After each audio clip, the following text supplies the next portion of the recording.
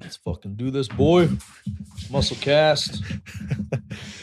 We are back with another episode of the Practical Honesty Podcast. Nice. Throwback. Nice. Yeah. Thanks for coming on, man. Thanks, man. Thanks for having me. Remember when we were going to do this during COVID with the other one? And then I don't remember what happened, but it just, it must have been me because you went on and started podcasting. So probably like, Sure. Fuck this guy. I'm sick of waiting for him to do a podcast. I remember setting my phone up and shit, but I don't remember recording a podcast. Oh. So I don't know what happened. But anyways. You got a good thing going on here. Yeah. For anyone listening who hasn't heard the Maximum Meathead podcast, me and Bill had a little thing going on for a while. It was a couple of years, probably. I think a year and a half. I don't know. What you got going on now. Yeah. Got some good guests on. It's been sick. Things are rolling. Yeah. Pumping a lot of episodes. How many episodes now? This will be 15. Number 15. So, I like it. December till now, I think I've only missed 2 weeks for weekly drops. So happy with that. Yeah, you're going for it. I like it. I always start off asking people how they describe themselves to a room full of people who don't know them. How would I describe myself to a room full of people they don't know them? I'd say I'm here for a good time. I'm easygoing. You stay peaceful, I'll stay peaceful. Yeah. Yeah, what was that? Fight Boys. I forget you're saying. I don't know where I'd be in a big group of people. Nobody knows who I am, but yeah, right, true. I'd probably have to lay down the law of let's all be friends here. It's felt. Yeah. Yeah. Everywhere you go. No, that's fun. I was thinking today too about like just going back over the years, go to the Holmesville days. I remembered boxing. I went to a boxing fight of yours in Guelph. And then Cowboys bar. Yeah. Did you box London too? I feel like I went to a hotel by the 401. I did box in London. That was the Golden Gloves. Yeah. I think. Yeah. And then there was a fight in Sarnia. And then the fight in London at the Western Fairground. Hamilton. Yeah, I went to Hamilton too. Yeah. Yeah, fuck. What was that boxing? Yep. It was all boxing. A little stint of boxing there for a bit. And you came down to was it a Battle Soul show, I think? That was in London? Yeah. At the music hall? Yeah. Yeah. Yeah. Chilled out with your dad. With the kilts we had on? Yeah, I can't remember. Just remember that was my first experience at a metal show. And I was like, this is hardcore shit, man. Yeah. Like things were getting nutty. Was Daryl there? Oh, that was probably Mullet Corpse then, yeah. That one was a heavier again. Yeah. That was a lot of fun. So I chilled out beside your dad and he was just like stone cold, just looking at you and just enjoying his time. And I thought he was the quietest guy. Yeah. Before I got to know him. He likes to chat it up.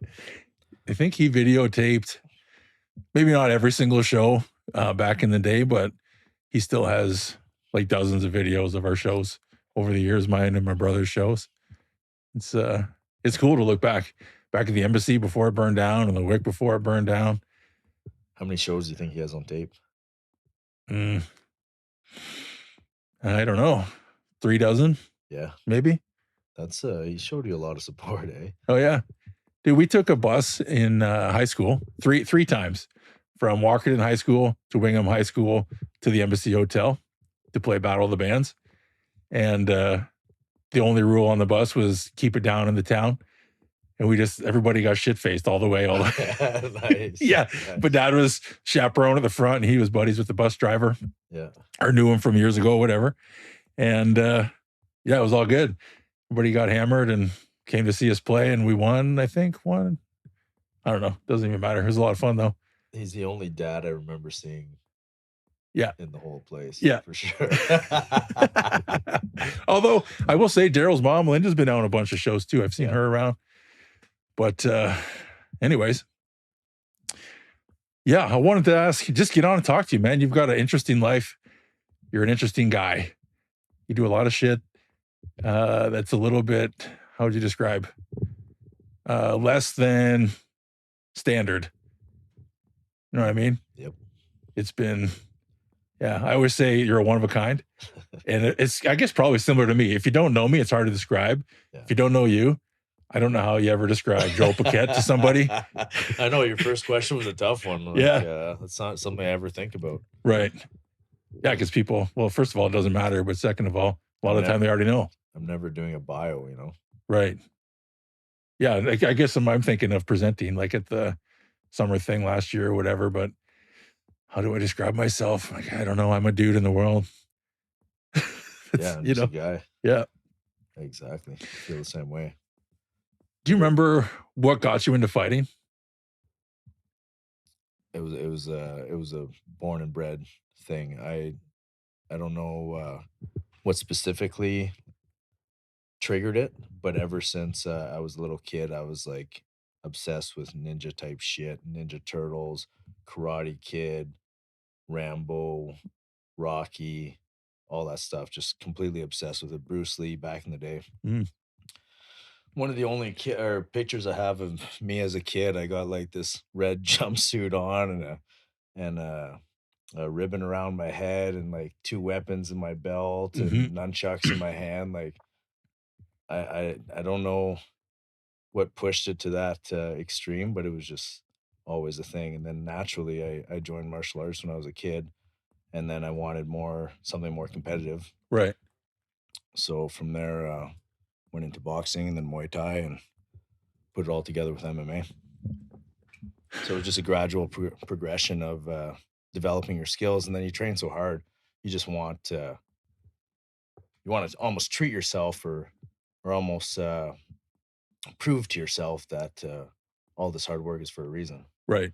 Like fighting for me is not a financial thing. Most people get into it because it's their means of putting food on the table. Right. But it was never a financial thing for me. It was just I know I'm not going to get arrested for fighting that night. Yeah, true. Get it sanctioned.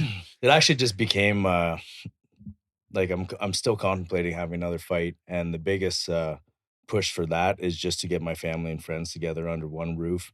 That atmosphere is just so crazy and electric, and then partying with everyone after. Right. It's to me, if I just have to fight, 3 5-minute rounds at the maximum to get all my friends and family together, it's Right. worth it, right? Like bring it on, I'll scrap, get a little bag for it, and then party all night with the friends and family. Yeah. Well, and I remember at the one in London specifically, the whole fucking place was there for you. It was insane. Like just nuts. Yeah. Yeah. It was it's a good feeling, man. It's a good feeling. I'm glad it was in my later part of my career where I could embrace that feeling a bit more, because in my amateur days, I was just such a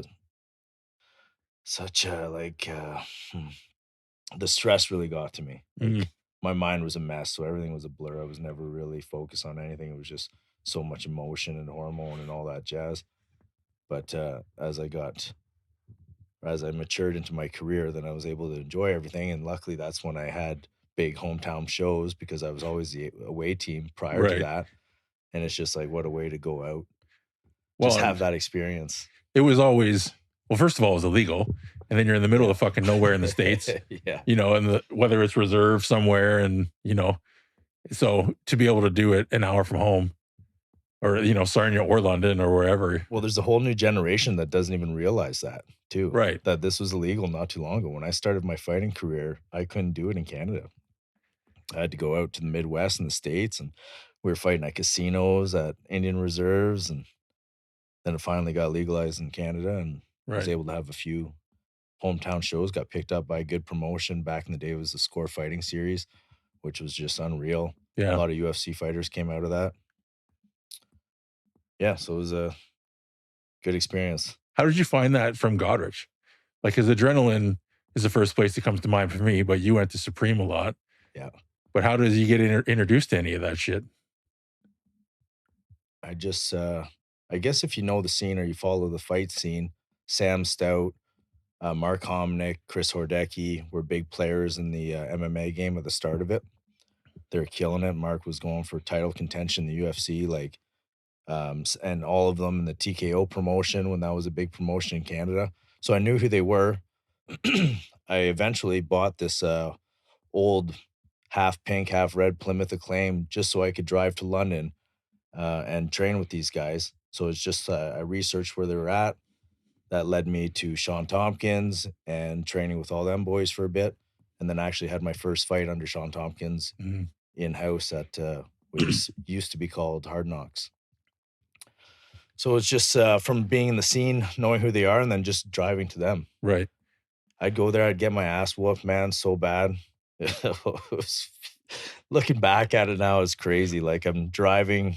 I got a part-time job in high school, working almost every day, just so I could afford a car and gas to go get my ass kicked in London, drive home all fucked up, banged up. These guys were so ahead of me in the fight game. It was unreal. You'd be, what, 17? Yeah. Something like that? Around that age, yep. Yeah, fuck. 17, 18. Yeah. It's wild. I'm trying to think, what was I doing at 17, 18? That was playing the embassy, getting the bus trips down there. You're rocking and rolling. Yeah. Yeah. Playing the metal shows. And just started into that whole heavily, like going into college. So 18, 19, I guess 19, I played every weekend but two the whole like year of college. So I was gone. Like I was never in London and we were always playing somewhere. Right. But yeah, it's funny how you just dedicate and you know what? I don't know a lot of people anymore. Like, and I guess I don't know a lot of young people, but it doesn't feel like it's as common of a thing to dedicate all of your free time to something that you love. Yeah, it's true. You know? And I'm just trying to think of why is that, but I guess it's just I don't know if I'm in that scene and yeah.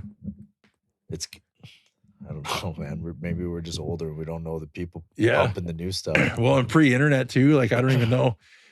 We had there was internet obviously, but it wasn't like Google wasn't really a thing. It was I don't even know, Yahoo searching and shit, but it was just like I played literally 3 hours of guitar most nights in high school. I'd work at the grocery store and then play guitar and then I'd do like as little homework as I could. And I still fucking was an honor student. Yeah. And then somehow I did that and like just didn't give a shit at all. Like I wanted to play music. That's why I didn't skip school. I skipped one class. My dad caught me. He said, if I skipped again, there's no more band, there's no more driving, it's gone. Oh no. So I didn't skip one class through my whole career of school because like, nope, that's the only thing I want to do. You got to do the music thing. Yeah. It's awesome and it's great to have experienced that. I think everybody should pursue that type of passion and put that much work ethic into it because much like probably your music days, you know, small shitty shows, you guys weren't the best together, you know, when you're first starting out or whatever, right? How much quality you built over the years, and then you guys had some crazy shows, man. Yeah. People really knew who you were. Absolutely. Who still know who you are. Which is, yeah, it's wild. You know what? Speaking of Daryl, I was at one of the Terror Host shows. They had a reunion like whatever, a year or two ago now. And a lot of the kids that used to be fans back in the day, like people were coming up to me in London at Rum Runners and at the music lounge, or it's not the lounge anymore, music hall. Like they recognize me. And I haven't played in London really in mostly a decade. Yeah. You know, and these guys are like, oh shit, man, what are you doing? I haven't seen you in years. You know, we're still rocking and shit. I'm like, who are you? Like, I don't what band do you remember me from? Yeah. I'm like, oh, this one, and you play bass in this one. I saw you there. I'm like, what? And like, I don't know. I don't look, I guess I kind of look the same, but it's been fucking 10 years. Fuck yeah, it's a minute ago. Yeah. Well, and then similar to you, like in the fight game, everywhere you go, people know you. Do you think there's as many artists coming out as there used to be? I don't think so. I was talking to Tom about that a while ago. And like, and he produces, right? So he would kind of know what's up. Yeah, like he records a lot of bands, especially metal bands. Records, yeah. And I don't know. It doesn't, unless maybe they're recording themselves, like because home studio stuff is more accessible. Right, the technology's there. So maybe, but like there's no shows really. Like I don't know any 20-year-old bands that are playing shows. Like we were playing, like I said, every fucking weekend. Yeah. And like we didn't have, like we probably had literally 5 people at some shows, right? But we wanted to play. You set it up. We paid a lot of the time, like first of all our gas, but second of all, like to play in the place. Yeah. And then don't recoup money, whatever. We just wanted to play the show. Yeah, going after it. Yeah. So, and it wasn't even to be famous. It's what we wanted to do. We got known as being nuts. We like Andy. He used to break fucking pitchers of water. Like he'd throw them on the floor and smash. And I fell through the drywall at a place in Woodstock. Like I tripped playing guitar in the middle of the song. My shoulders went through the wall. And like, that was, but fuck, didn't mean to do that. Yeah. But everybody remembered that for sure. Yeah. Oh, yeah. So we're in some youth center. The crowd was, like, I know a lot of your friends and shit, and everyone's so friendly, but if you just walked into that crowd, you'd be like, holy shit, man. Yeah. Things are about to pop off. Well, I'd say the same thing about you. Right. Fuck. Yeah. Right? Like, in a different way. Yeah. Right? It's true. like, oh shit, there's some business happening here. Yeah. Yeah. Some serious customers. I was thinking too, even with lifting weights, because you've been at it for 5 years or something, right? Like a long time. Forever. But like, I remember hearing my dad lift weights when I was going to bed in our old house. He had the old York bench and like the sand filled fucking plates and stuff. But like, I remember hearing him lift weights when I was laying in bed. Yeah. And that's like my first memory of like anything physical like that, Yeah. And That's a sick motivator. Right. And I never put it together for years, but I thought, like, where does that familiarity come from? But then as soon as I got into high school, I wanted to lose a bunch of weight, lost a whole bunch of weight, and then I just started lifting weights. But Yeah, 'cause you were bigger? yeah, I was 209 going into grade 9. Yeah. And the summer between grade 9 and 10, I dropped 35 pounds. Nice. So I just literally riding my bike. And so like when people say, you don't understand how hard it is and stuff, it's like I literally, it was called HIMSA. The band's called HIMSA. I had my Discman. I played 2 HIMSA albums. I hit play, repeat. And by the time it was done the second time, I biked home. Right. It's 43 minutes and 35 seconds for one album. That was every night. Nice. Yeah. And then I go to that was your routine. Uh-huh. And the public school had the monkey bars. And I couldn't do even like an inch of a chin up at the start of the summer. End of the summer, I was doing 13. Sick. Yeah. Nice. Every day. Perseverance. Bike. Uh-huh. Perseverance. Which is funny because now I ride my bike every day. I was just thinking about that, your bike rides. Like how many days in a row did you do that biking with the albums?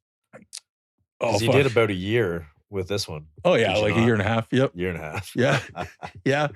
That summer, I don't know what it would have been, like June through till September or whatever. Or probably till winter. Because I remember even a friend of mine worked at the gas bar and I would bike to the gas bar even once it was snowing out. So mostly like 6 months, I would guess. Yeah. Till the snow flew. But so I'm wondering, do you remember how you got into lifting weights? My dad thought lifting weights was for pussies, so it definitely wasn't him. He's the old school biker, like, yeah, you show off in your underwear, beat your ass, blah, blah, blah. That's what he thought about it. I did have a couple uncles, though, that pumped the weights a lot. And then my cousin, actually, my cousin that's been my work partner for over 10 years at the mine, he's probably my biggest motivator for lifting weights because he just got jacked and he started kickboxing and he was tough around town. I seen him beat up a guy. Probably the first just like straight up street fight where both guys came to scrap and there was a big like circle, like right. The stereotypical playground fight. Right. It actually did happen at the playground. It was at the daycare where my mom worked, but everybody was like high school age. We met up there and then Nick was like, all right, hit me, buddy, hit me. And the guy wouldn't hit him, but Nick had a hard rule that he had to get hit first. Right. So then they started scuffing a bit, and Buddy headbutts him. And he looks to the crowd like, does that count as a hit? And I remember his brother going, he hit you, get him. And then he just fucking pumped this guy, man. Big uppercuts and then crosses, hammered him on the ground, punched him out. He's just laying there out, bleeding. And then his little brother, my other cousin, went and threw a bunch of Band-Aids on his face, told him to get the fuck out of here. I remember thinking like that was so badass. Right. Like they wanted to test him because they came a lot later. My old man got their dad a job at the mine. Well, he did it himself, but he just made the paperwork go in the right place, but he's a hell of a worker. The whole family is. And so they came down later than us. So they're kind of the new guys. And it was just one of those things. Hey, this is small town. This is the tough guy against the new guy. And then there's a new sheriff in town pretty quick. You say come down, you mean Elliott Lake? He was no, they're from like the Larder, Kirkland Lake area. I was Or from not Elliott Lake, sorry. I was from Elliott Lake. Right. That's where I came from. There was mines there. Those mines shut down. So then we came to Goderich to the mine. So my old man was working here, and then I eventually got a job here. So the whole time I was fighting, I was also working full time at the mine. Right. Which is unheard of. Which is why I never really, like, my eggs weren't all in that basket for fighting. That was just literally a thing to complement my training and just scrap. I like to scrap. I like to fight guys, like just fucking put a beating and take a man's soul. There's something satisfying about it. Sure. Yeah. I don't know how else you say that, right? Like, oh, it's great, man. I crave it. Like, yeah, it's crazy. I don't know why. Like when I was running the beach yesterday, and I'm running and I'm going through 100 scenarios of why I'm chasing this dude and want to put my hands on him, like give him a beat. It's like a beautiful run. I'm looking at the sunset and my mind is just like, get that fucker, get him. He's getting away. Why are you tired? You shouldn't be tired. Right. So then I'm running harder. I'm like, oh, I'll fucking get him. Yeah, Leroy's running way ahead of you. Like, yeah, like it's nothing. Are you coming? Like it's nothing. Yeah, I don't know what that's all about, but that started at a young age. And I think the whole, fight dudes and love women thing that's ingrained into me is from my old man. He's a wild biker man, but like very protective of women too. He loved women. So yeah. That's where I got that from. So I was raised to like literally beat guys. Like he'd show up. The one time they showed up, it was like 8 a.m. I just got done a night shift. And why was I staying there? I was transitioning from Sarnia to the place in Holmesville. Anyways, I was staying there. My dad's at some biker party. They're drinking all night long. About 6 a.m, my old man's getting into a beef with this guy. And he's like, yeah, well, my son will beat your ass. And he's like, fuck your son. I'll beat his ass too. He's like, yeah. All right, let's go see him. So they Leroy. Yeah, I'm getting wound up. Come here, buddy. All right, it's all good. That's his training kick. That's right. He's like, oh, testosterone's going up. Intensity's going up. Let's get barking. Come on. Anyways, to cut that story short, like when I say he taught me to fight dudes and like love women, literally brought this guy over. They showed up at like 8:30 in the morning because they had an hour and a half drive. Van full of them. Dad's banging on the door. He wakes me up. He's like, hey, Jojo, you need to fight him. So I get up. I get outside. It's all these bikers still drinking. There's a guy with his shirt off. I'm like, I'm fighting you. He's like, yep. I'm like, all right. I take my shirt off. I get in the circle. Guy's like, fuck this. That one, I got a free pass. He would not fight, man. And they fucking gave it to him. Of course. Oh, they were so pissed. What a waste of time. Yeah, they're like, man, just start beating on him. Just start beating. I'm like, no, I'm not going to just start beating on him. But they're like, they're pissed. And one guy starts hitting them and shit. Like, they wanted to see blood, right? They came. Someone's got to get their ass kicked. An hour and a half drive. Then they all packed back up in the van and then took off back to their spot, their hangout. Yeah. Oh, wild Leave times, it to Pierre. man. Yeah, he did that to me many times growing up. You want to fuck with me? You know who my son is? And I'm a small dude, like I'm nobody, right? But it is mine. He's like, I'm his backup for life. Right? Of course. He's always, when we're talking about your dad supporting you, that's one thing. My old man didn't go to like any shit when I was younger or any of that. And it was all good that way. I don't resent that at all. But when it came to the fighting, he was all over it. Right. Yeah. Remember when I got kicked out of school? I'm like, fuck. High school for fighting. I'm like, what's my old man gonna do? Didn't say a word. It was very weird. Right. Did not say a word. It's like, you're kicked out of school? Like, yeah. It's like, how long? I'm like, I'm kicked out till we figure this out. I'm expelled. It's like, you got to get back into school. Yep. Okay. Like, sick. Yeah, that went well. Yeah. I used to be so terrified of him, but that one he didn't give a shit about. And then supported all my fighting. He loved it. Yeah. Well, he got the limos going and Yeah. he'd go for a ride. Yeah. Shout out to Kyle McNeil. Offered a free limousine service for my family. They came and picked them up in my hometown here, drove them all the way to the fights, stayed at the fights with them, and then brought them to the strip joint afterwards. And they're a crazy crew. Like, Yeah. I think 3 of them were kicked out before the national anthem was over. Yeah. Yeah. I'm actually in the back room. I remember I see one of my buddies. I'm not very close to him, but I knew he was with my dad's crew, and he's getting choked, and there's 2 security on his arms and 1 guy around his neck, and he's just getting dragged out. I'm like, oh shit. Yeah. Part of the party's They were sitting behind me in London, and like, oh, were they? yeah, the one guy's falling asleep, you know, couldn't even sit up. So he ended up going back to the limo, or I think he did anyways. He was gone. Yeah. So I'm assuming he went back out to the car. But just a wild crew. And then I gave your cousin that burger. Oh yeah. Yeah, that was a good move there. Yeah. Feed a man when he's hungry. Goes a long way. Yeah, bros for life. Yeah, especially brutes, man. Yeah, I know. They remember that shit. Well, then I had his brother too, gave him breakfast. Well, twice, I guess, but stands out. Good guys. Yeah. I've benefited being on their team many a time. Yeah. You have like a most fun fight story outside of sanctioned?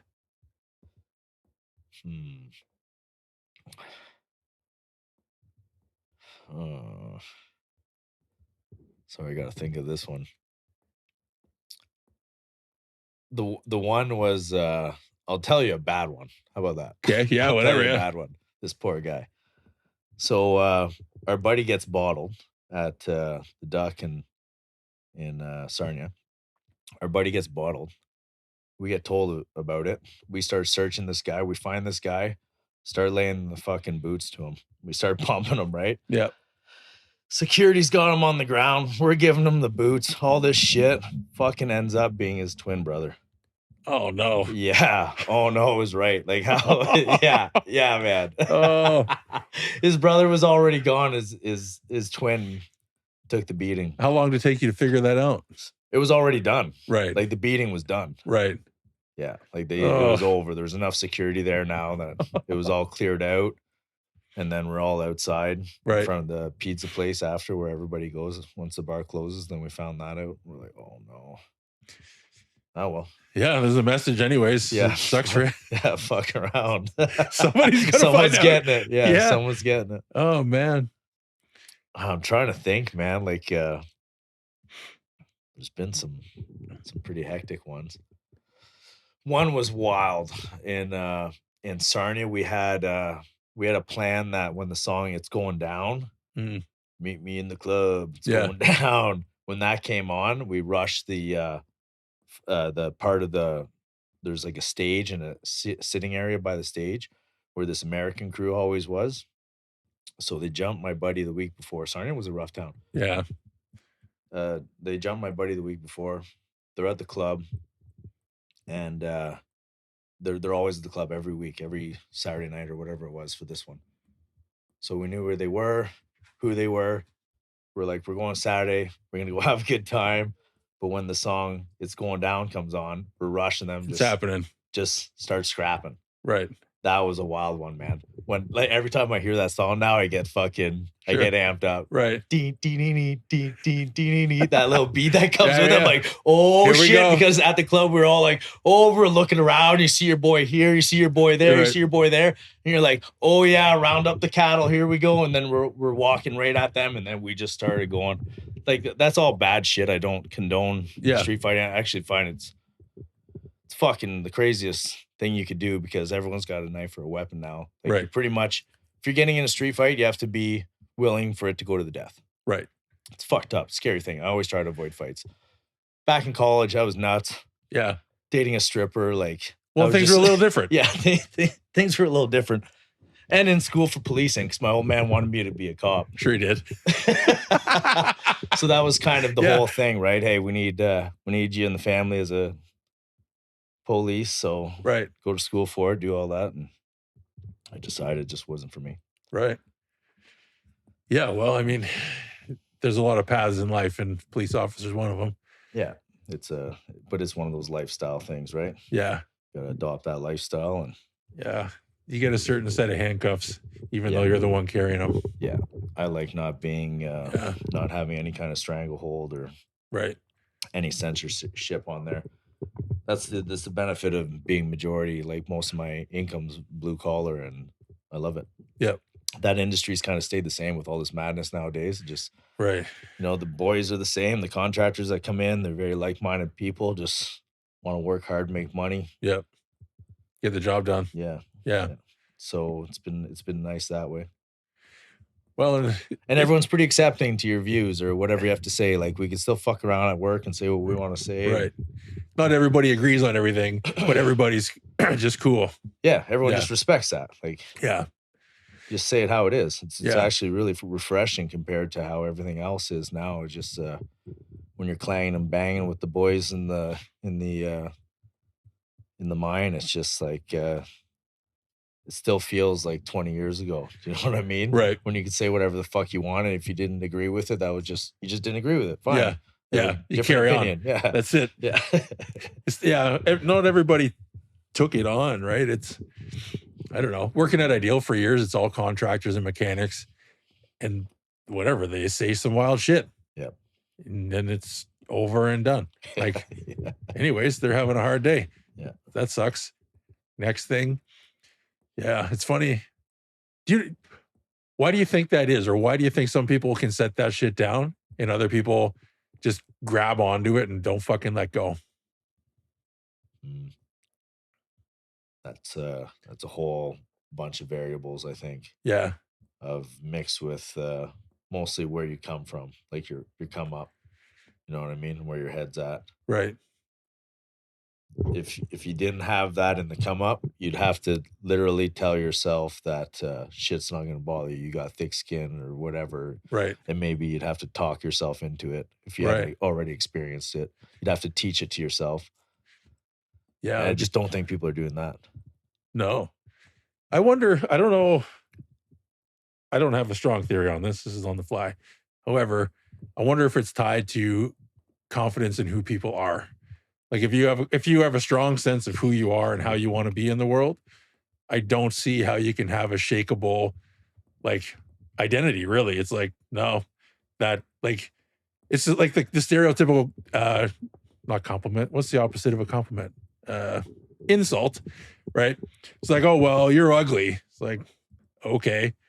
Like, but if you think you're ugly, you're like, fuck.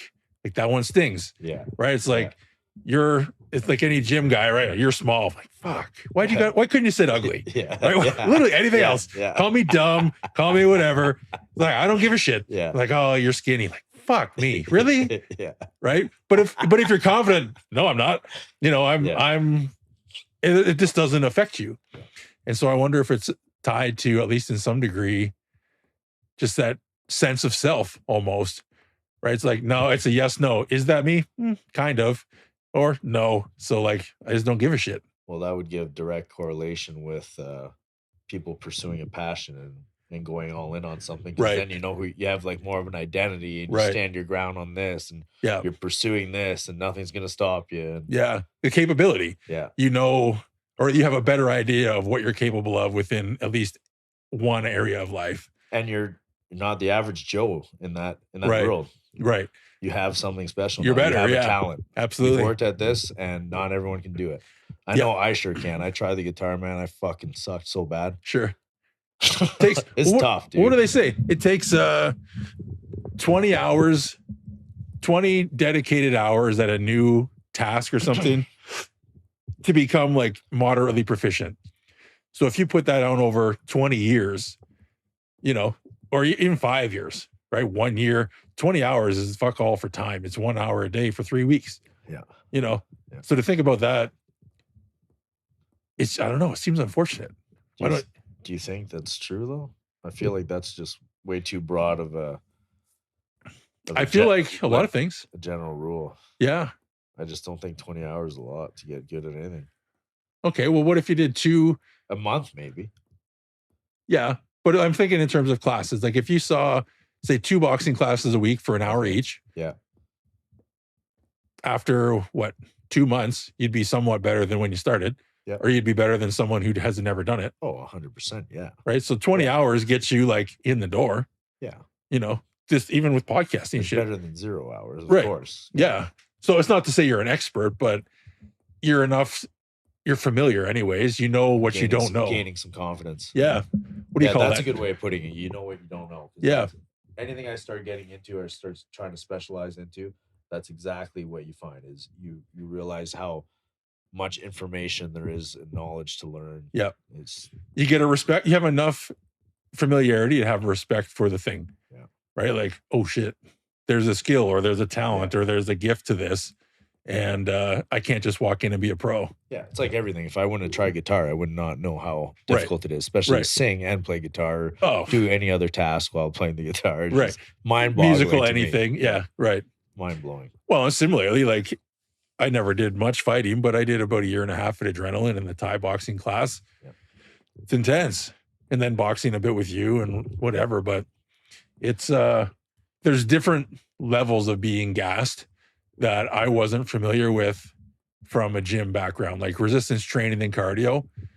It can't even touch like light sparring or even bag work. You do 20 minutes of bag work with any kind of intensity, you're fucked. Yeah, it's crazy. Right? Yeah. But like, I've never been that gassed doing anything in my, well, maybe fucking, but you know, there's not a lot of other things in life that you guard that gas. Definitely fucking, you know, you're redlining it for sure. Right. You're going hard. That's the closest to death where I'll keep doing something. Right. Yeah, it's willingly. Like, I don't know. I may burst. They burst in a bad way, you know? Yeah. Fucking blood vessel instead of an aneurysm. So that's a good segue. Another thing I like to ask everyone is, how would you describe your relationship to death? I feel like I'm always doing stuff to get me closer to it. So I must have some strange relationship with it. Do I want to die? No. Am I setting myself up in life to not live a super long life? Yes. Right. I don't want to grow old. There's numerous reasons for it, but I have no plans on that. That's the reason I don't have kids. I love kids, right? Right. But I don't plan on sticking around. I'm literally here for a good time, not a long time. I'm not going to get all crippled up and old and have someone take care of me. I'm out of here. I'm going to live hard for the next 7 years. At 45, I'll disappear. Right. Might be alive, might be dead. Who knows? This isn't a suicide thing either. So this is just a prediction. That's the game plan. Disappearing at 45. Yeah, nice. Yeah. So my relationship with death, don't know, man. I don't want to die. Do I do things that get me real fucking close to it? Yes. Do I do them more than once? Yes. Yeah. If it doesn't kill you, do it again.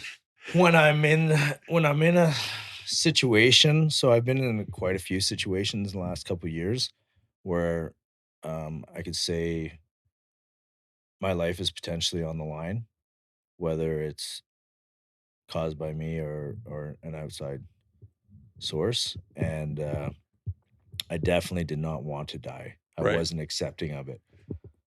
I was like, I'm dealing with this shit, so I survive. So yeah, it's like an unshakable. This isn't the time. Yeah. Exactly. Yeah. It's fun.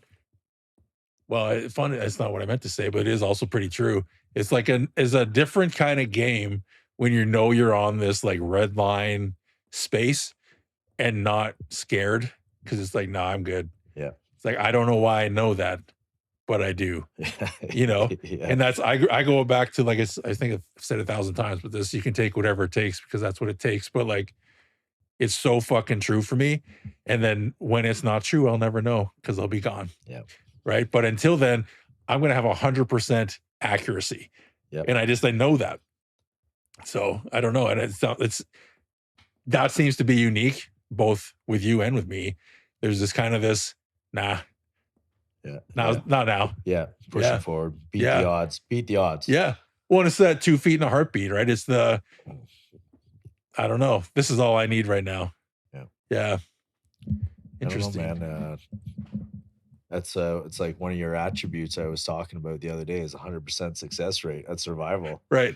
But that's true with everybody. I know, but not everyone goes through the same levels. You know what I mean? Sure, yeah. They're on beginner mode. You're on the vet fucking Yeah. one that nobody picks. Yeah, Whatever we're on one's 9 the lives. hardest. Sure. Yeah, I guess it's an interesting thing to try to convey to people. Well, even like I said the other day at the hospital, right? Like when I say I'm a unique guy, to me, it's like, yeah, that describes it enough. But like even in the most high up specialized clinical medical settings, like this is literally not how it's supposed to be. I've never seen this before. Like I told you that when I came in, when I said you're about to see some wild shit. Yeah. I'm like, yeah, okay, whatever, man. And then they see the results from things and like, I don't know what to do with this. I mean, me either. I just get up in the morning and see what happens. Yeah, that's just the way she goes. That's it. Yeah. Well, because what else you gonna do? Fuck all. Oh man, you know what we should talk about, but it might make you uncomfortable, is that the pin trauma. Oh yeah. And how it stays with you. Yeah, it's tough. All right, I'll ask you first. Well, okay. Do you have, I think of it in terms of nervous system. Do you have something in your nervous system that you can recreate at any moment of time that's like burned into your brain or body or both? To just turn things up? That's like, it was a negative experience at the time, but it's just like, it's still there. Yeah. Oh yeah. 100%. Yeah. Right? Yeah. Yeah. So I would just say I just have a bunch of those. You know? And what do you use them for? Yeah, not much. I pack them away. They just pretty much haunt me, and I just throw them back in the bottle. And yeah, well, like I said the other day, I'm like, and it goes in spurts sometimes, but like, it's a heavy time of year for me right now, and like, the bottle wants to break, right? You know, and so I'm like, yeah, I'm just aware that there's a bottle in there, they're ready to break. Yeah, stressors are up. Yeah, bottles carbonating.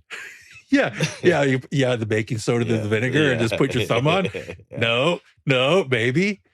Yeah, so the pin thing, yeah, I don't know. Well, and even the convulsions, right? Like, I'm trying to think of the unique things from the past. So just to like give a nutshell, I guess anybody listening, we both were in situations where our body were pinned and we were getting tormented, but mine was to a very small degree to what Muscle Bill experienced, but nonetheless, it's something that stays with you. Yeah. And Muscle Bill is like, it's just something that he's had a hard time shaking. And I was like, yeah, there's things that remind me of this other time where it just completely turned me into an animal because I was literally pinned. Yeah. Not being able to control what's going on, and then getting messed up. And so it's not a good feeling. And it just fucks with your head for that time, because you go to a different place. Like I remember I was losing my mind. Right. Just going nuts. But then you add the layer of you can't move. Yeah. Because if you move, then you like, there's risking death because they're literally putting things into your heart. Yeah. You're you know what I mean? You're at a tenfold of what I experienced. And it was hardcore enough. It doesn't like haunt me at all, but I could see how an experience of that magnitude, like that times 10 or times 1,000, right, whatever it was to you, just a lot more. Holy fuck. Well, it's just, I don't know that I would say it haunts me, but it's just always, and like if someone was like, just show me what that was like, I could fucking fall on the floor and do it right now. It's just, it's in, I don't know, my body, it just remembers, you know? So it's a weird, I don't know. And I think that's still partially why, like, I haven't been able to let it go yet in my nervous system. I think that's why I have trouble sleeping still. And there's all these like layers of mentally I feel good and I still have trouble sleeping through the night. And so I would like that to improve. What do I do about that? Yeah. Well, did the therapy thing. I've done somatic work. I've done breath work. I did yoga. I've done Reiki. Yeah, I've done Reiki. Yeah, multiple times now. Yeah. I did an awesome sound bath. Shout out Jen Rayburn. Awesome last night. Nice. It's just, I don't know how to get that out of my cells. Yeah, you tried a lot of things, man. Dude, yeah. Now that you rhyme off, yeah. It's literally been 4.5, almost 5 years now of just trying to be able to sleep again. Was that closest to death that you would have felt awake for, like conscious? The convulsions in the ambulance, I would say. Was closer to death? Oh, 100%. Oh, yeah? Yeah, the other one on the table, that was just super unpleasant. I wasn't scared of dying. Okay. Yeah. The ambulance ride, though. Yeah, well, that's what, it was game over. Well, it was more like I was still enough in my mind that I knew I'm a year post major reconstructive heart surgery and my heart rate was over 200. Yeah. Like, I just know a heart can't do this for extended amounts of time. And so fast forward 45, 60 minutes, like at some point things are going to pop. Yeah. And that was more like, can I do this? Yes. Can my heart sustain this for an elapsed amount of time? Right. I just don't think so. Yeah. You know, And you're so, in trouble. yeah, that's why I'm like, this is the problem. Until because the drugs, they gave me a bunch of drugs to try and get me out of it. It didn't do anything. Just kept on going. They couldn't slow down your heart? No, like I was still convulsing. That's why I got out of the ambulance into the emergency room on the hallway there on a stretcher, and they just left me there, like waiting for a place to go. Like, what do we do with him? He's just having a hard time, still convulsing on the stretcher. Fuck. Yeah. Damn. So that's as close to red light as I think I've ever been when I was awake, anyways. But even that. Yeah, because people, like, what is the percentage of people being conscious while having a seizure? Because usually there's a total disconnection. Yeah, well, or dissociative state occurs, right? Your brain says this is too intense, so we'll dissociate and then come back when it's safe. Yeah. For my minimal understanding of psychology and how the psyche works, but that's just never happened.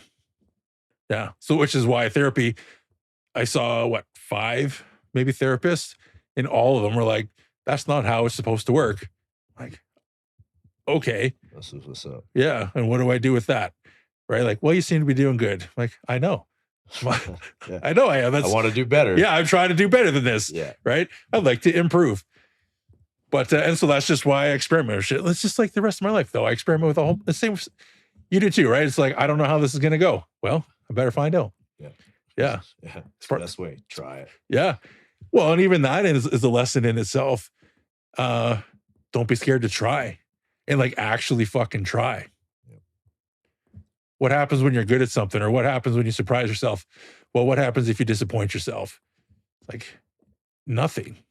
Like you try again. I don't know. You learn something. Yeah. There's no, other than in like intense situations, there's generally no consequence to trying.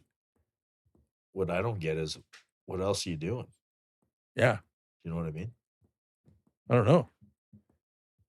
Well, it's even like, but there is a lot of people that don't try something new. I mean, just at work, I'm always trying to take on new roles and stuff. They give me a hard time about it. They're like, "What are you up to? What are you trying to do?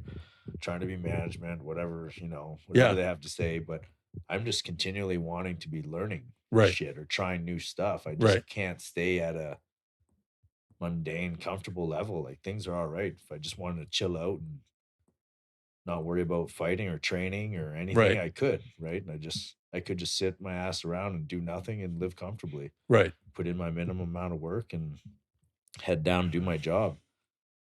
It's just not in the cards for me. Right. Where do you think that comes from? My old man was a hard worker too. I attribute a lot to my dad. It's just funny. As I'm growing up, I'm like, oh yeah, I won't be like my old man. I won't be like him at all. Sure. And I'm like, fuck, it's getting so crazy close to the same guy. Right. It's nuts just how things are falling into play. Like just in the grand scheme of things, he liked to scrap when he was a kid. He was firefighter, mine rescue, mining all his life. Liked to get down there and work with the boys, like just old school mining, right? And having that camaraderie. And I enjoy that. That's why I don't want to leave the blue collar world. Right. I don't want to leave that bit of brotherhood that's still there and do a good job. And some people don't experience that at the same workplace I'm at, right? They just go and do what they have to do and get out of there. There's no pride in the work. But luckily I'm in the position, I've taken a job where I can kind of show more skill and ability to problem solve and construct and it's all a learning process for me all the time. I'm actually taking a new job now to operate hoist because it's a qualification that's recognized worldwide as far as I know. Mm-hmm. So that could open up opportunities in the future if I wanted to, let's say. But yeah, I wonder like it really seems like it's a lot of capability based stuff, right? It's new learning, it's new testing yourself, and that's in multiple avenues of life. And like in my mind, it goes back to it's no different than training and fighting. There are infinite combinations and infinite amount of things you can learn and practice in fighting. And probably that's one reason why you're still doing it, 25, 30 years in. It's like, and you're still learning and improving in certain areas, right? Yep. And so similarly at work, there's just this infinite potential to learn and improve across wherever, you can learn all sorts of shit if you want to. Because I mean, a lot of the things nobody else wants to. Like it's one of my things I always say is nobody wants to go first, so might as well be me. Yeah. It's like that's true in so many ways in the world. And like if you just go first, a lot of the times, well, first, I guess with a job, maybe not everybody, but you just lead by example. Like, oh, this guy's doing it. Why can't I do it? That's the thing right there, man. Lead by example. Right. If you do want to be a leader, you want to stand up, well, you better know what you're doing. Yeah. Or at least have the ability to learn what you're doing and then gaining the competence and confidence like a leader should. Yeah. I think a bit of humility goes a long way too. It's kind of that like, if you step into a new role, as well, even as we said before, you're never going to be an expert at something you've never done. But even just accepting that and admitting that to someone gains their instant trust almost, right? It's like, oh, this guy's not saying I'm the best ever, blah, blah, blah. It's like, someone's got to do the fucking job. It's going to be me. Let's go. Yeah. And like, oh, I don't want to lead. It's a good thing he's leading. Great. But that is an immediate buy-in in so many ways. It's funny you say that because I'm in meetings right now with one of the roles I play, and I'm way over my head in knowledge with some of the guys. And when I try to bring up a point, let's say no one's kind of getting to the problem solving part of this, they're just more talking about the problem rather than the solution. And if I have something to say, I'll start it off with that. I'm not an expert in that field, but my opinion is would this be best? That way I'm saying I'm not an expert. Mm-hmm.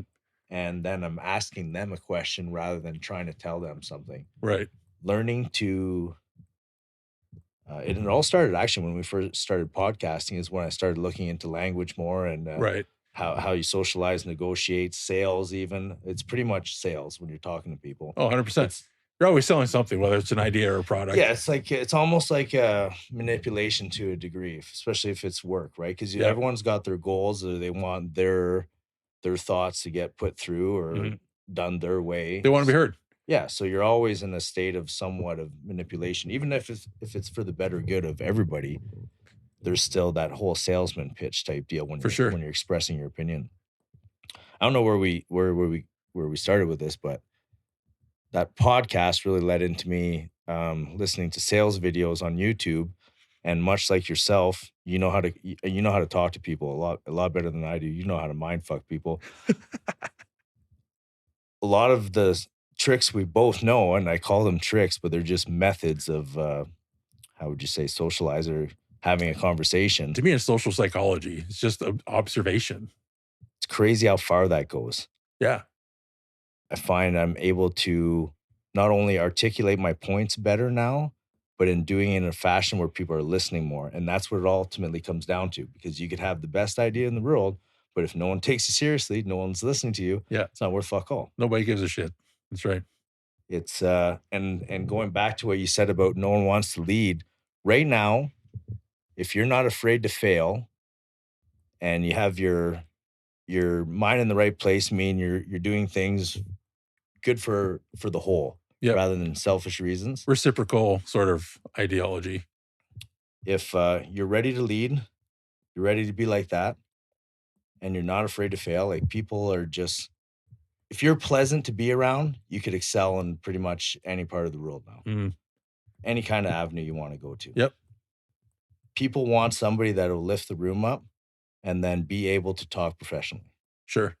Even if they don't know. I'm in a position where I don't have all the knowledge and I have a respected opinion. Why? If I don't know something, I put in the homework and then I give pretty much my best to my knowledge opinion on things. I just say it truthfully. And I want everyone to benefit from what I'm doing. I have no ego in this and I have no hidden agenda. Right. It's a weird time, man. It's just I feel like it's out there for the taking for people who want to go for it right now. Yeah. People are slowing down. They're getting quieter. There's less. I feel less confidence in the world right now. Mm-hmm. If you're willing to step up, now's the time to do it. Well, I guess it's part of the why I started the podcast again. It's why I've started these community meetings. It's like I see, well, and so be the change you want to see in the world. It's like, what are the things that I want to be different in my world? Fucking get started. You know, and that's, I mean, I've got a tattoo on my leg. Don't talk about it, be about it. Had it for years and years. Yeah. Like, and that's as you said about problems. If you focus on problems, you will always find them. If you focus on solutions, it's the same fucking thing. It's like, I'm aware of problems. I'm good at problem solving. I'm good at addressing and observing problems and then taking that to, and now what? Yeah. Right. And that's like, I could not spend another second hearing or talking about the problem anymore because I've taken it in and now it's time to solve or time to find what the fuck are we going to do? Because I'm not going to just talk about and complain about problems all the time. It's just, I don't know if it's frequency stuff or vibrational or whatever, but like, I just don't have the patience to talk about complaining all the time. I don't. You're solution driven. Yeah. It's exhausting. Who the fuck cares about, I hate this and blah, blah, blah. It's like, The that same sucks. people who are buying the fucking magazines that are talking about celebrity gossip. Sure. Do you know what I mean? Like, yeah. people actually love that shit, man. Right. Yeah. They love talking about problems and bullshit. Uh-huh. I know we're both so disconnected from that, and we specifically cater our world so we're not around that. You know, right. like we don't know all the fucking hysteria that's going around. No. We're just living our life and making sure we know how to handle business. That's right. Exactly. Because I don't give a shit. It's like, well, and my whole thing is either way, what are you going to do about it? And I'm not going to go problem solve from the top up politically or nationally, whatever. Like that's not me. I'm not the guy. Yeah. What am I going to do about it? Well, if I can impact the people that are actually in my day-to-day in a positive way, that will trickle out hopefully into their day-to-day. And then that's where I'm at. And that's really all I care about. Because if the shit's blowing up in the world and my front yard's on fire, I'm going to know about it. Yeah. I don't have to watch TV to know. I don't have to fucking complain about 1,000 things. But like, oh shit, there's a bunch of stuff going on. Yeah. Otherwise, I look out the window. Look right now.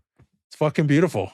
The world's a beautiful place. Yeah. You know, I understand we're in a privileged position to be able to say that and acknowledge that. However, here we are, right? We're not living anyone else's life.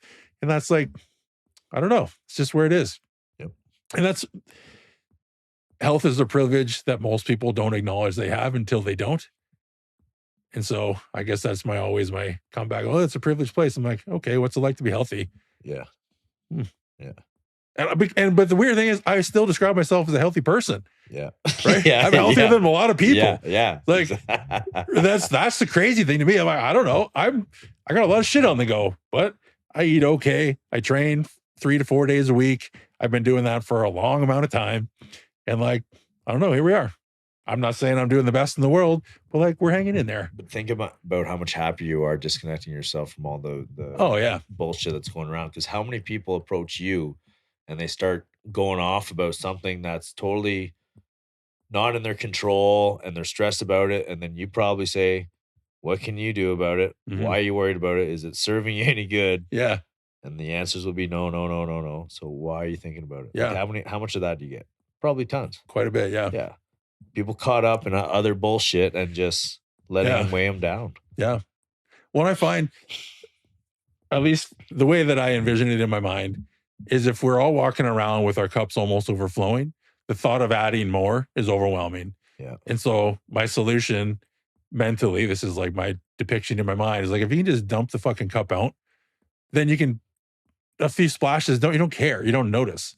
Right. But if you're always redlining, like, nope, I don't want to try that, because you're scared to try new shit. Well, what if it doesn't go well? I'll get overwhelmed and then I'll be in a bad spot. Yeah. It's like, okay, well, we can just decrease the baseline sense of overwhelm. Life is better. And then you're probably less risk averse, meaning I'm more interested in trying new things, or maybe I'll have more space to have more fun. Fucking go for a walk with the dog or enjoy the sunset because it's fucking beautiful. You know, and then you give more space to appreciate the beauty in the world. versus always being on the lookout like an alarm system, right? Our brain is designed to keep us alive. And if we're always looking for reasons, what if that's a threat? What if that's a threat? It's like, maybe, but what if it's not? Yeah. There's not everything's a threat. Well, switch your water for cortisol and Right. you have science. Right. Sure. Right? Yeah. No, and let's limit your day-to-day stress so that you're not always redlining so that every little thing's just fucking blowing a gasket. Right. Let's get you cruising at a slower RPM. That's right. It's funny how and I think training and having outlets and always having goals to accomplish is what keeps me at bay. But a lot of people, when I work with them closely, like what's going on right now, I'm switching with different groups. Last couple months, training with these guys and training with Mine Rescue currently. They're often surprised because they would think I'm like an angry dude. Mm. They're like, "Oh, you're in a good mood." Like the one guy a couple weeks ago during the shutdown was like, "You're such a joy to work with because you're always happy and laughing. I thought you were real serious and fucking angry." Yeah. Just because I usually look that way. Sure. I'm like, I get that shit all out of me. I could see why. If I didn't do that, I'd be walking around fucking maniac. Right. Like if I'm injured and I don't have any of my outlets, I'm fucking nuts. Like I want to just live a wild life with bad girls and bad decisions because I can't do my thing I like to do. You don't get to your baseline. No, I can't. Yeah, exactly. So if I didn't have that, I understand. And it just goes to show that so many people are missing something like that. Mm-hmm. I'm training 2 people right now for free. Not really training, but just sending them kind of a guide, a day-to-day guide with some programming on some life changes. Mm-hmm. Little things, little tweaks here and there. But the whole proof of concept or the whole thing I'm trying to get across is how little simple basic things that anyone can do will make huge changes over a 2-month period of time. Right. So basically I put it out there saying, wants me to train them privately for free. Mm-hmm. I'll pick one guy, one girl.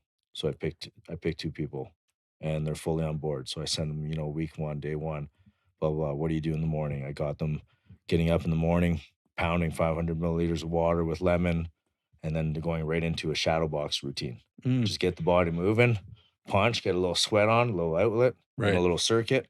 That's their morning routine from now on. Yep. For the rest, 6 minutes, whatever it is. Yeah, it's 9 minutes. Yep. It's 3-minute rounds. Yep. And that's enough to get you sweating. And like the one guy just posted on his Instagram. He's like, the fucking morning boxing workouts are hurting, but I love them. Sure. Just getting that movement. It's not something people are used to doing now. It's funny. The one guy just doctor commented on the stupid shit that I do in the gym for the Instagram.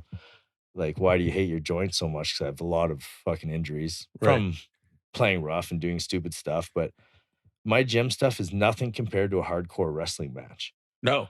Like the shit you get into when you're fighting, this weightlifting stuff just seems like fuck all to me as far as danger. Because yes, it's not necessarily proper, but I get in way worse situations in real time with more force. So it's like, I'm just kind of getting the body used to doing weird shit. Anyways, point of the story is the guy's like, you hate your joints, but at the same time, how many old men can do what I'm doing? Right. So I must be doing something okay to my joints to be able to handle these loads that I'm doing. And, 100%. I'm fucking going at it all day with Mine Rescue. Today we had a not so hard day, but like next week's going to be nuts, man. Carrying all our gear and stretchers and high stress and simulations and stuff. And then going and banging it out. And at nighttime, still training. Like I said, you train like I got a fight coming up because my brain can't tell the difference between competition. Yep. It's a rescue competition, but you just go to a certain place. I'm thinking of weight. I'm thinking of my diet. I'm thinking of my training. What do I have to improve with my hands and stuff? It's like, I don't need to improve with my hands right now. I need to read this fucking book, study a little bit. Get strong carrying stuff and carrying people. Right. Like today, our simulation was a guy with his arm caught in a fan. Oh, yeah. So we have to de-energize, go up, and I'm like, I'll lift the guy. I'm like, and people don't realize, like, I never started lifting weights to just fucking to look good. It was always, first it was for fighting. And then in high school, I had this cutie girlfriend, so I had to learn to fight, back up my shit because She was too hot for me. All my girlfriends are too hot for me, the way I see it. I just Sure. they're all gorgeous women.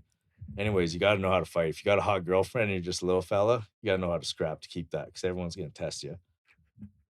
And then the other aspect of it is all this rescue business. You know, I wanted to be a firefighter.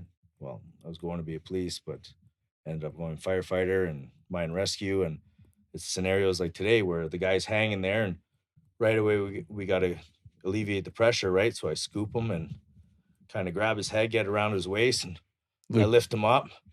And I'm like, do I got him all? They're like, his feet aren't even touching. I had him right in the air, and I didn't even, Right. you know, it fuck ain't all. no thing. It ain't Yeah. no thing. And that's why I lift, so I could be that guy, or if there's something there that needs to be done, or some shit needs to be moved, or a guy to be carried. And in this instance, like the highest critical situation, a guy's hanging for his life, just be able to know, hey, I'm going to scoop this guy, and I'm going to keep him safe and pressure off while they work on his arm, untangling, and I'm going to be okay. I'm going to be good. Because I lift a bunch of shit for this reason. Yeah. Yeah. Well, and then in the contrast, 2 or 3 nights ago, he climbed up the top of that fucking tree, cut the tree off. Yeah. Right. And you're like, well, guess I need to climb the tree and we'll just deal with this. Like, okay. Everyday shit. Yeah. Yeah. Be able to, that's what my training's diverse. About. Yeah. It's just being able and capable of whatever gets thrown at you. Right. I want all my attributes good. You know, I want my balance good. I want my coordination good. I want my strength good. Yep. I get chirped a lot for my methods online, and that's one of the reasons why I'm but online's a toxic wasteland, right? Everyone's gonna chirp you. Of course. Whatever. Well, because they can't do it. Yeah. Yeah. Whatever. Like the exercise bullshit. Train like I do and do the shit I do. And if you can, hats off to you. Absolutely. You obviously train like a maniac also. Right. And respect. Yeah, respect. Yeah. Awesome. Love that. Yeah. Because like the end of that last documentary, I literally have no jealousy or ego into anything right now, whereas I don't want anybody else to be successful. I want everyone to be successful. Yeah. You know, there's no reason I want anybody to fail. Mm-hmm. I just don't care. Even if I don't like the person, I don't care. If they fail, they succeed. Affect you. Yeah, I don't give a shit. I totally disconnect from that person. They're not in my world. I don't give a shit. Right. So I don't know what I was saying, other than I want everybody to win and everyone to be successful. So that's why I picked those 2 people, and so far they're killing it, and we'll see how that goes. Do you have any like base tenets that you're including for them? Like you said, the morning workouts, but I guess what I'm getting at is like those small steps that almost anybody can take. Probably anybody, but we'll just say almost anybody can do. 100%. Right. And my mind right away goes to your other daily goals. So I gave them a list of daily goals, and I can't remember all off by heart, but it's something like this. Spiritually, do something that makes you happy that's not materialistic or monetary. Mm-hmm. So not something you have to pay for, not something you want to, you need, you know, like I went in my race car today and fucking gave her. Yeah. No, I went climbing a tree. Always accessible. You know what I mean? Yeah. I went and read the Bible. Whatever your spiritual is, whatever can make you happy, and it doesn't cost shit, or it's not materialistic. Yep. That's your thing. So sorry, that's just one thing. Spiritual, financial. Increase your finances somehow that day. If you worked, okay, so you made some money. Great. If you didn't work, have a side hustle. You don't have a side hustle, I fucking recommend one, because if you only have one stream of income, you're behind. I think, anyways. If you got a family, you're busy, all that jazz, that's cool too. But if you're out there trying to get after it, you need another stream of income. You should have 3 or 4. So there's financial, so they work or whatever.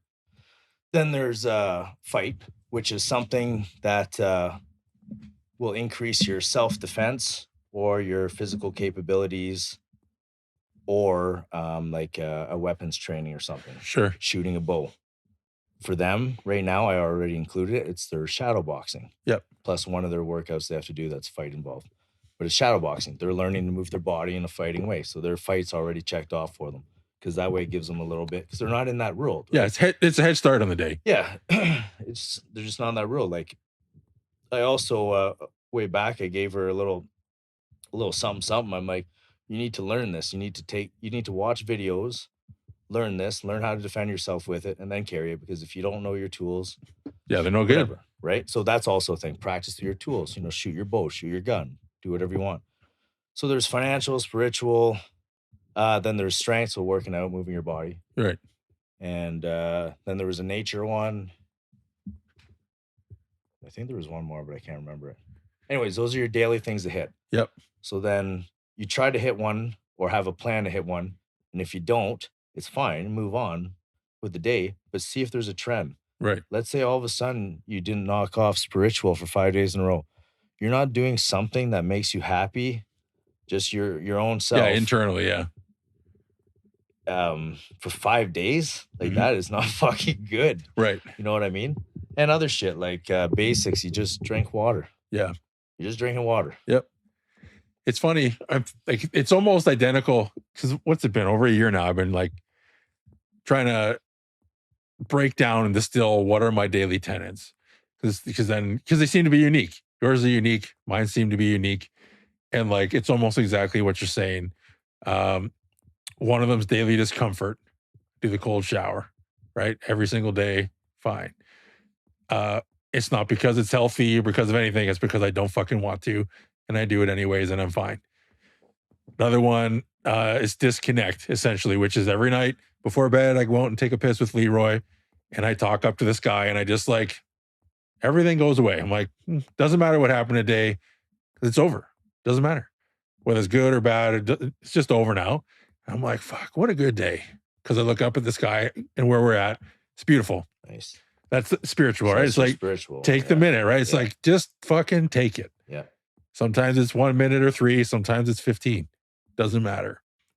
And I can't remember the rest of mine either, but they're essentially like there's 5 of them, I think is what I came down to.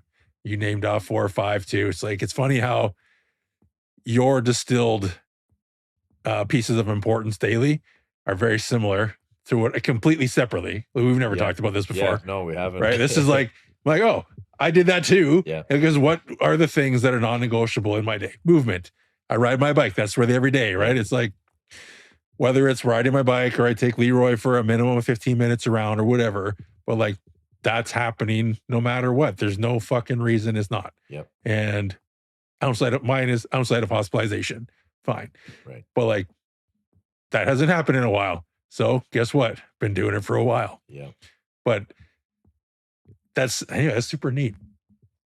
Almost identical, completely separate. And it's crazy how dialed in you get when you're very conscious of it. And then you start wondering, or I do myself, like, how much shit have I been missing just because I'm not conscious of it? I'm doing fine, but I could, like you say, there's, good, better, best. Yep. There's levels to how I can feel. Yep. Like right now, just coming out, straightening myself out, got competition coming up, and I'm going to bed early. I'm eating the food. I'm drinking the water. I'm moving the body like a fucking maniac. Yep. I'm doing the shit that I'm telling them to do. I'm actually following my own rules. Right. I feel unstoppable, man. Right. Every day I feel better and better and better and better.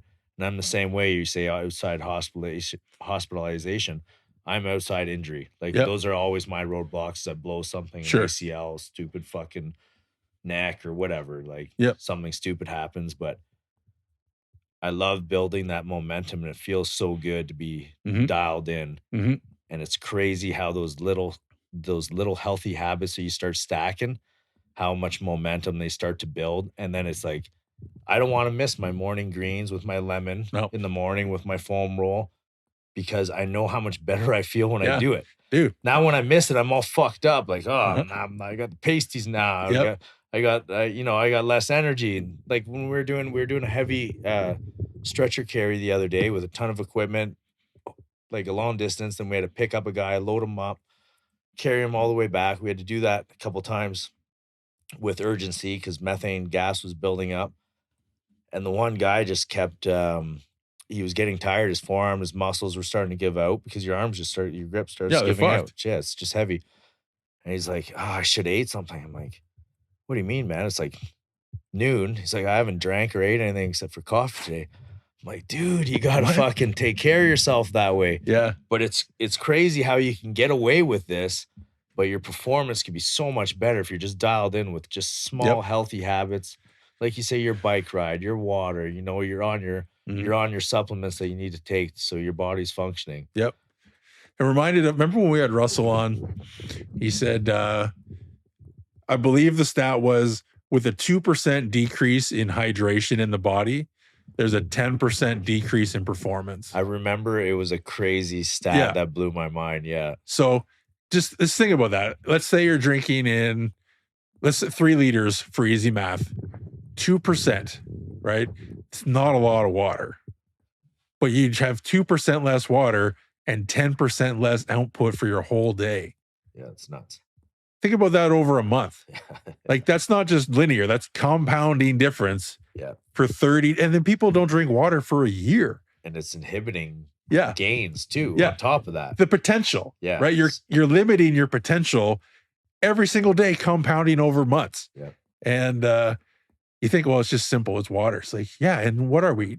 I don't even know. 90% water, 70. What are we made of? Yeah. I'm not a science guy, but something like that. It's needed. Yeah. And like, energy. It's like we were talking about Grand Thumb. They're talking about survival in the woods. That survival video we're watching, and he says you could be up to X amount of time without water, but he goes after a day you're fucked. Yeah, 3 days without water. He's like, but I'll tell you, after 24 hours, you can't move. Your muscle spasm. It just goes to show you. Imagine that, like 24 hours without the substance, we're just totally fucked, and people aren't taking it seriously. And it's the cheapest fucking thing you could do for yourself, health gain. It's one of my staples of just getting people to drink more water, because it's surprising how many people. And then like I had an ex too who had a Diet Pepsi addiction. Right. She would drink 6 cans of Diet Pepsi every day, and that was her water intake. I'm like, fuck. Yeah. How's your system running? You know what I mean? Like it should be all lubed up with water and stuff, and you're giving it Pepsi. It's like, oh.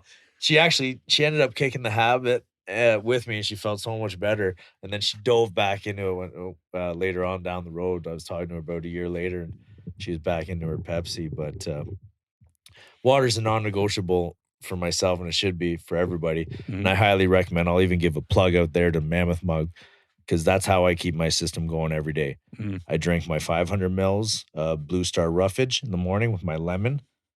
Pound that. All that does is gets me into stacking 2 things: supplementation, and the lemon, obviously, and hydration. Both things I need.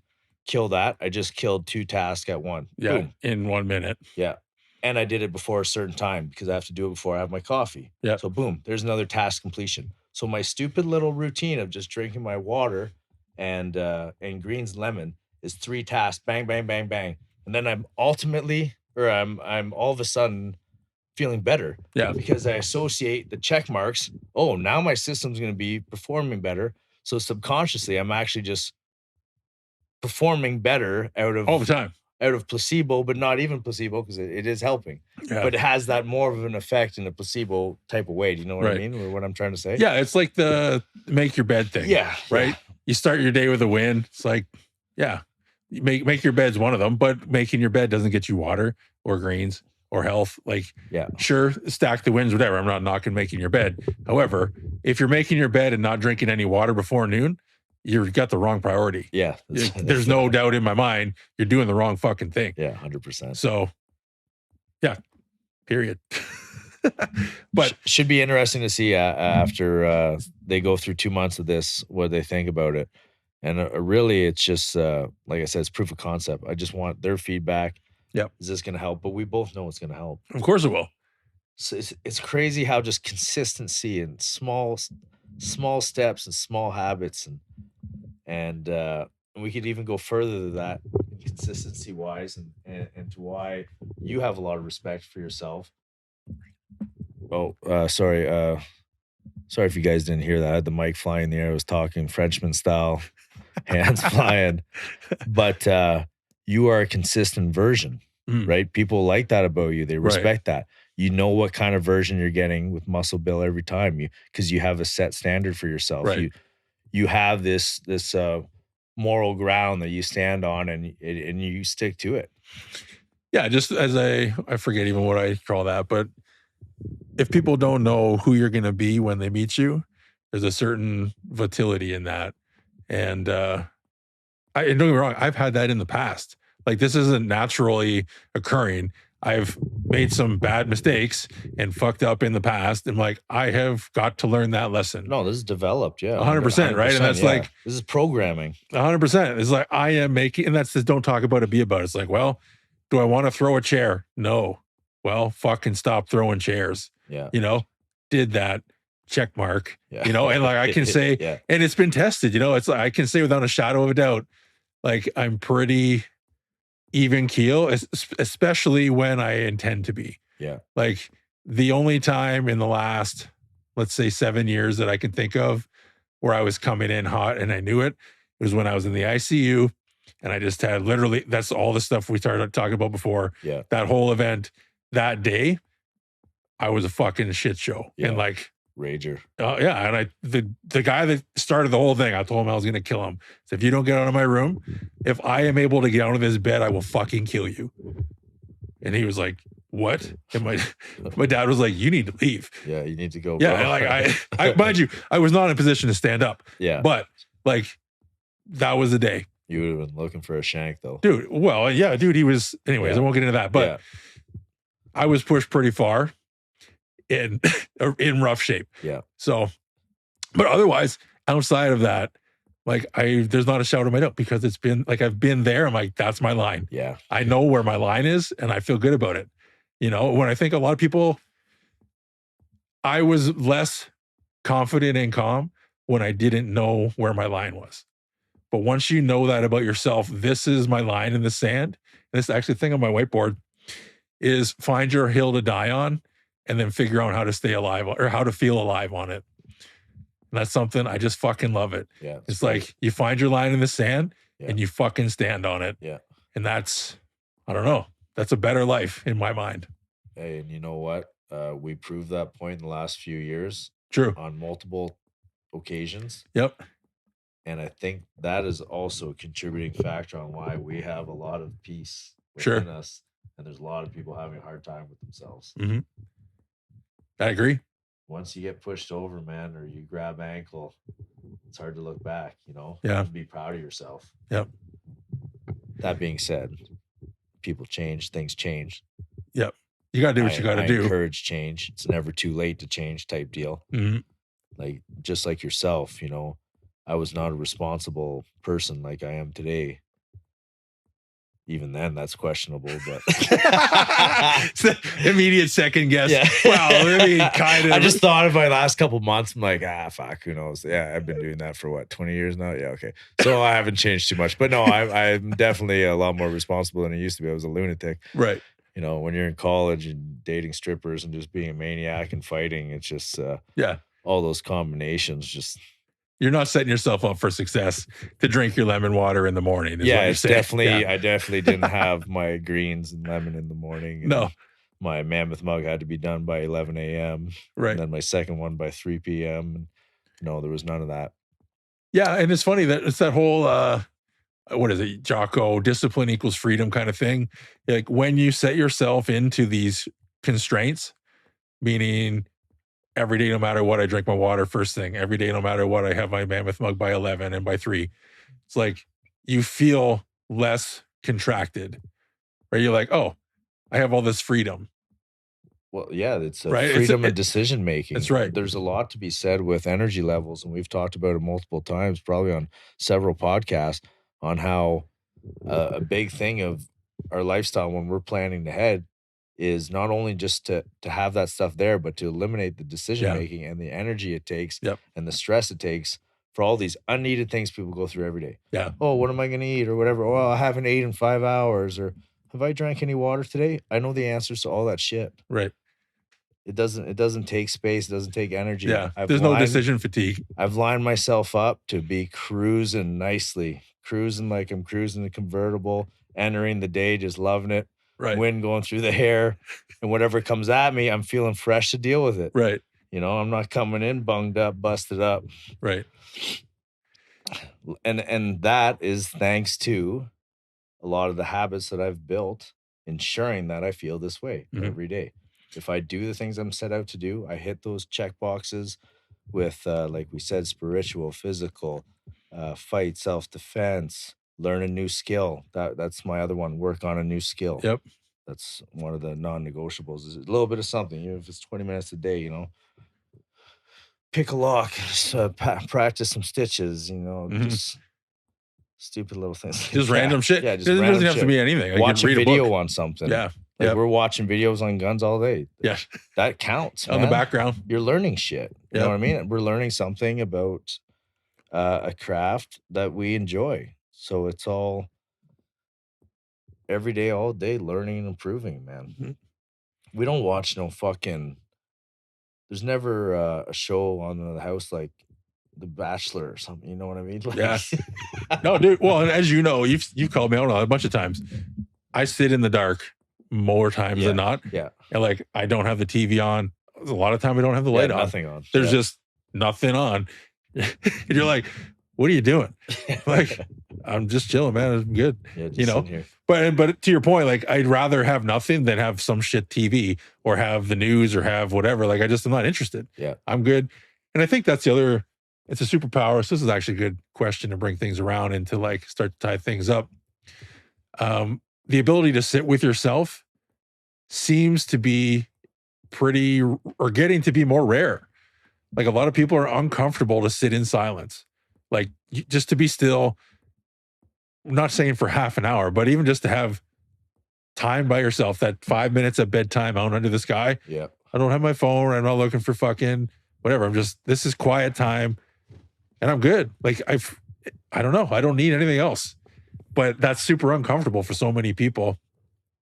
Including myself. Sure. And that's one of the things that yoga was teaching me. Right. Was to be okay with that stillness, that calm, not moving, just breathing, especially at the end of what do they call that at the end? Savasana or where they it's make called. you lay down. Yeah. I remember my goal was for something not to twitch, and it was fucking near impossible, man. Sure. I'd be sitting there, I'd be vibrating something because I'm always I'm high adrenaline. My fight and flight. Yeah. I'm in fight a lot. It's funny. My chiropractor, Trish, she's all into all sorts of things with health and fitness and all that. She's not just a chiropractor, very well educated. And she's always at me about my fight and flight, like your nervous system. Yeah, your tone her down. Yeah, you got to calm things down. Like, yeah, a lot of you're injuring yourself, but your body's in the state of emergency a lot of times because you're in that mode. You got to figure out what's bothering you. And I'm wondering where I was going with that is gifts. Everyone has natural gifts. I'm wondering what comes to mind for you when you think about one or a few of them for you. Gifts like that I offer to other people? Just things that come naturally to you. What comes to mind for me, for you, is charisma. And honestly, a lot of the stuff's from PR2, I'm sure, like to trace it back. But you're and people, as you said, people think you're angry. Like, nah, man. Like, you're very easy to be around. You're very easy to talk to. You're approachable, charismatic. And you go for dinner, right? And people people know where you are in the room. Right. Because they just like, oh, what's that guy doing? Or who's he? What's up over there? Right. That's whatever the fuck you call that. Yeah. That's something you don't have to try to do. It's just something goes back the whole time I've known you. And I love that. Yeah. And it's a huge thing that I grew up seeing with my old man. Wherever we went, I don't know how he knew people. He knew people would come up, hey, Pierre, or we'd be somewhere, hey, this drink was sent to you by that guy in the corner. Right. He'd just give the little thing. And that was one of the respect and I didn't have to see my dad fucking scrap much, but he also possessed that. Like, people didn't fuck with him. Yeah.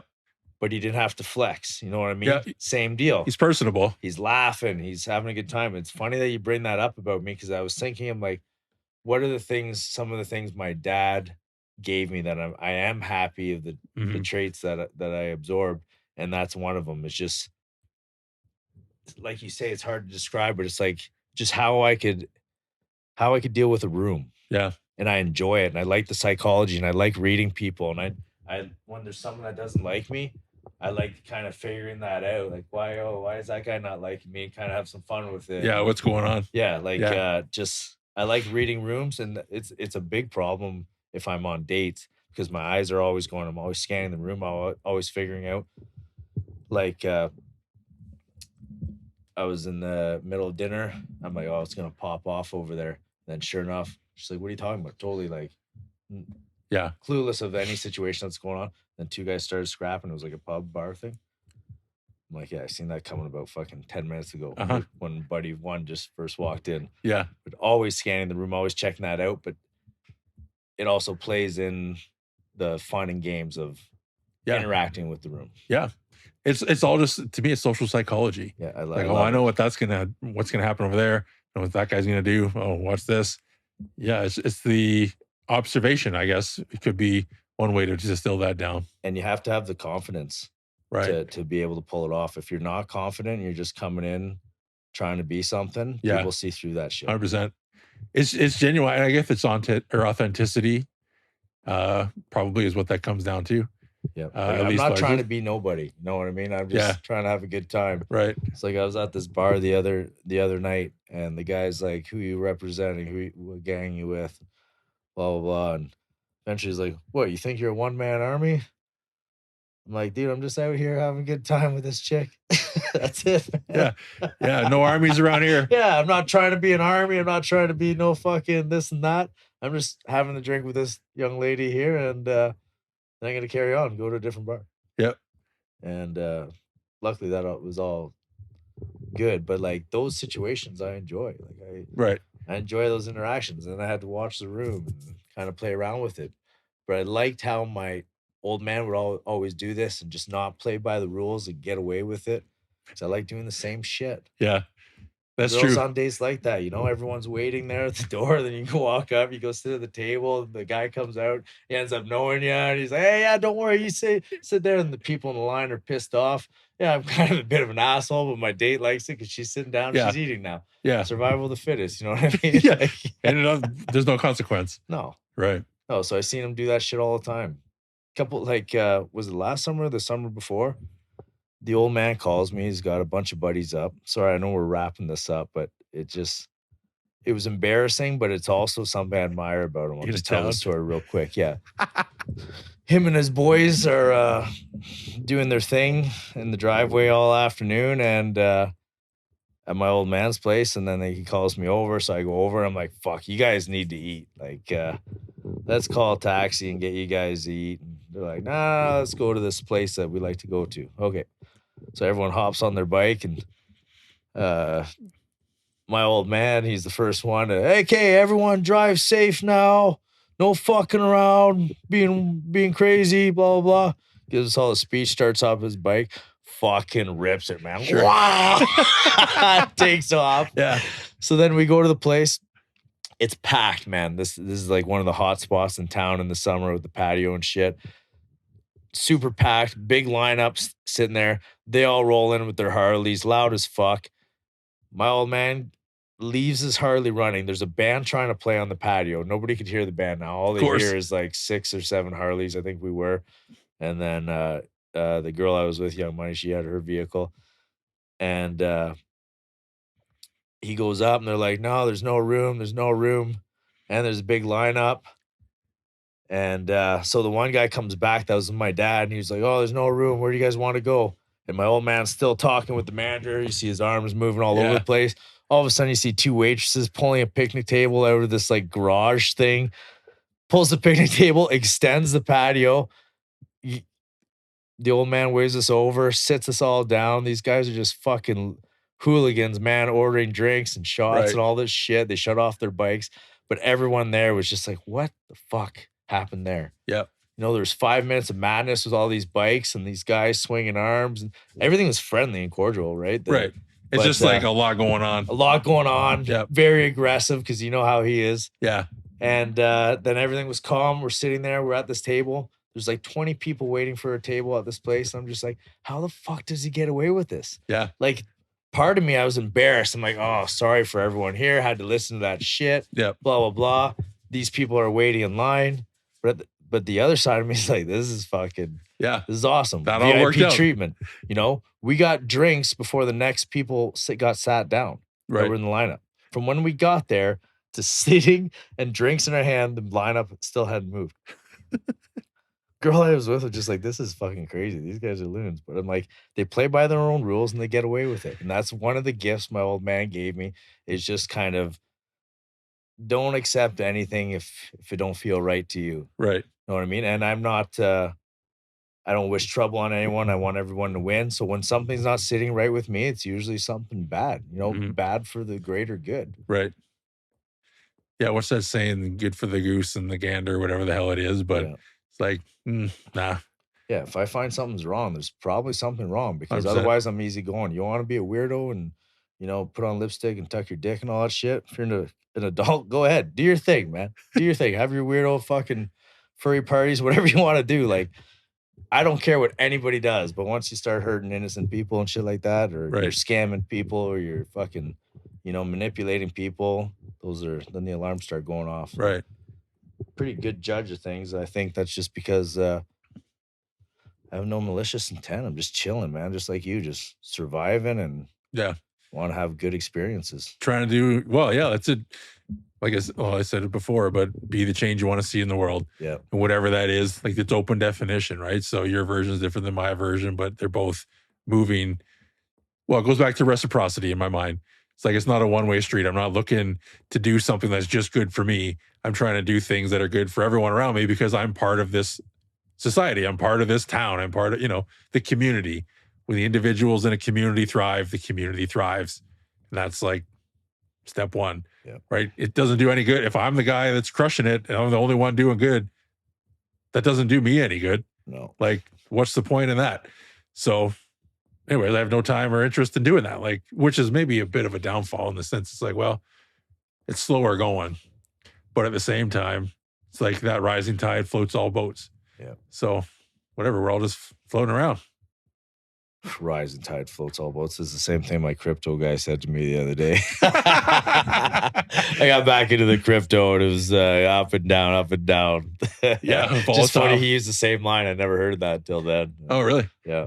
Yeah, well, it's all the same thing, I guess, but Told me not to worry. So yeah, we're all floating. yeah, we'll all be floating. We're That's good. right. The tide is what do you call it? Tide is up or in? I don't know. The moons are moving around. Shit's happening. Yeah, man. Yeah. Where do people, anything you're directing people to at all? Blue Star, I guess you're prepping. Blue Star videos are sick, by the way. Shout out. Yeah, I got those friends of mine, the clients.